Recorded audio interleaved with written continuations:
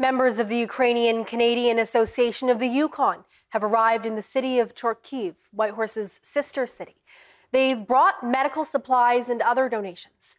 3 members of the group spoke to the CBC from Chortkiv earlier today. What we brought was, I don't know, about 10 boxes of hospital medications that are going to go to the hospital here in Chortkiv and out to the front lines. Hand warmers and foot warmers, which is huge right now because what's happened, soldiers are now spending longer times out on the front because there are fewer people to rotate. So instead of, say, 5 days, they're spending 2 weeks to 3 weeks. And so they need things to help them be able to stay warm and basically survive.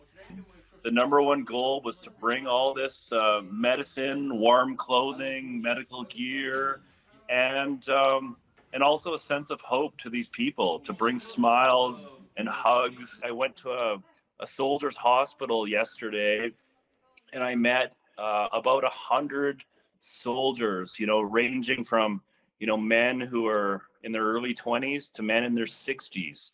Some of these men had just come off the front line and they looked like they came off the front line just yesterday. Others were there missing limbs. And I hugged almost every one of them.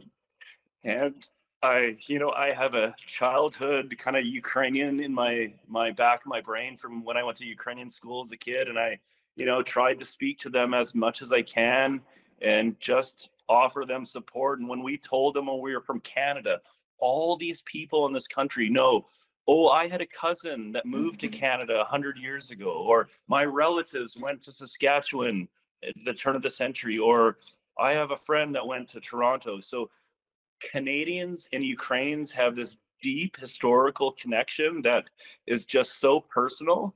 It's all the feelings, and it's hard to really understand because this is a country at war, but people are all just living their lives and doing what they can to survive, but also everything extra they have is going to help support the war effort.